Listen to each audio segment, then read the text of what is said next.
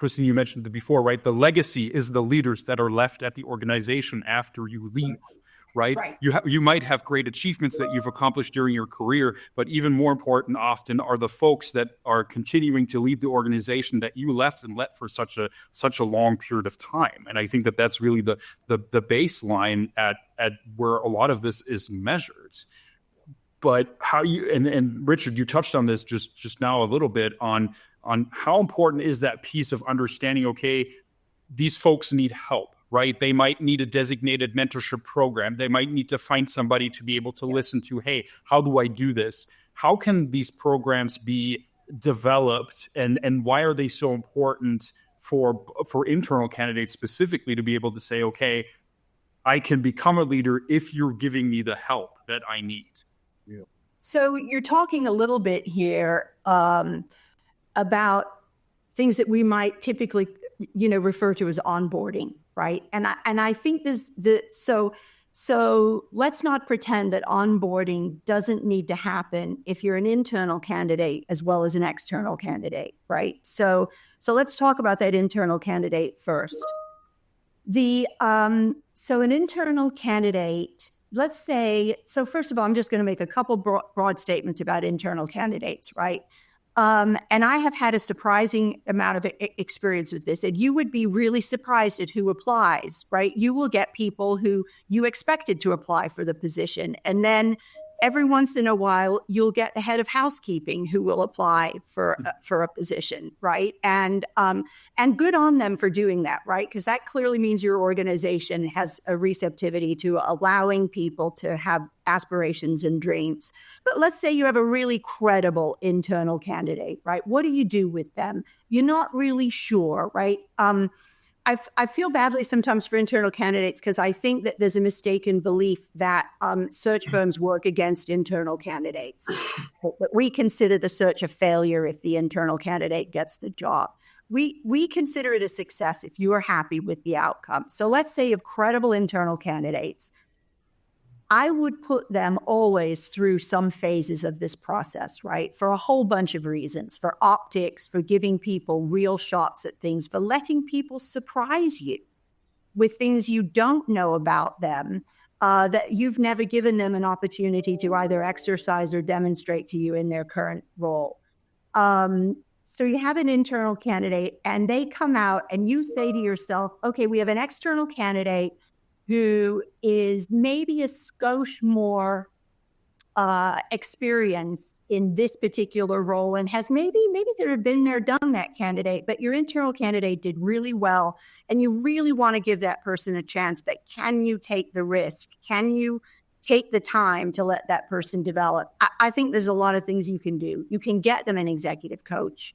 You can have a very structured onboarding program and treat them exactly as if they can't assume they know everything you think they do, right? So, but then you can again look externally. This was a problem that we really noticed during COVID and immediately post-COVID, that people stayed in their organizations. The movement in the market came to a standstill, right? No one could interview, nobody could move, nobody wanted to leave where they felt safe. And so we developed a program kind of using our interim product line to say, all right, let's line up a cadre. Please don't steal this idea because I do need to pay my mortgage. But we lined up a cadre. I wrote it down. C-suite executives and said, would you take on temporary assignments as a mentor? And so we kind of internally called this the HEAL program, which stood for Executive Adaptive Leadership. But we placed those people, we paired them with your brand new executive and said, and as a safety net and as a skill set developer. And we did it, we started in COVID. So we did it first all virtual, right? So now it's a very adaptable program. And I think it gives boards and other C-suite leaders a little bit of confidence that they've got a backup real CFO, right? It's not just the VP of finance that's very talented and maybe they don't know treasury, maybe they don't know board skills, right? And you need some very specific one-on-one coaching from someone who's been in the chair. But then on the external side, the onboarding, they still kind of need a coach, right? Because they need you. One of the things we fail to do with new hires all the time is educate them on the culture of the organization. And the culture of the organization and your ability to move within it is what makes you successful when you take a job. You get hired for going to Harvard, you get fired because you don't fit. And so the onboarding, whether you call it an executive coach or some other process where you educate them about how to be successful at this new level in the organization. You know, we all know there's that person who doesn't have a title, but if you don't win them over, not much happens, or it's a war ground getting it over the edge.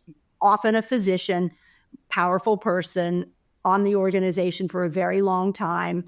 And you have to help somebody who may not have previously been exposed to those kinds of things to also be successful. So I think onboarding is important, whether you're an internal or an external candidate, for very different reasons, but certainly does help engender long-term success.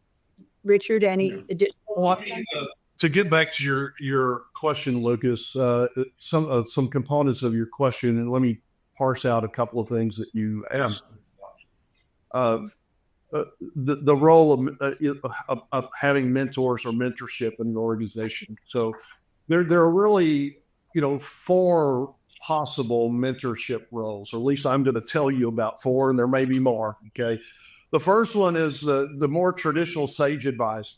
So to help a person that's been identified that can move, that potentially can move through the organization, or they're younger in their career, having a sage advisor that helps them navigate the organization, that helps them get connected both internally and externally to resources within the organization, and just provides that opportunity to learn from someone that's been in the role, has had success in the role in that particular organization. Okay. The other can be mentoring that's, I'll just call it shared mentoring. So when you couple 2 people together, I need to learn about financial matters, couple me with a financial person. They need to learn about my organization. We can mentor each other as part of the development.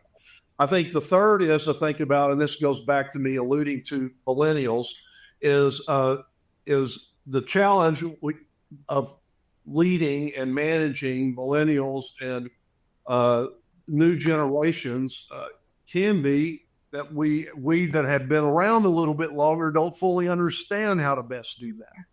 So another thing that's happening a lot in some healthcare organizations is reverse mentoring.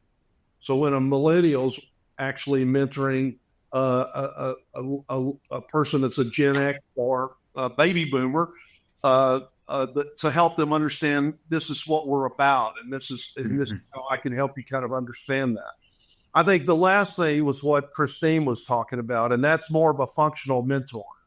That's someone who's in the role, done the role, and they work side by side with you, teaching you the things you don't quite know yet. I'm working with a person that has been promoted from a CMO role to the executive overall clinical operations.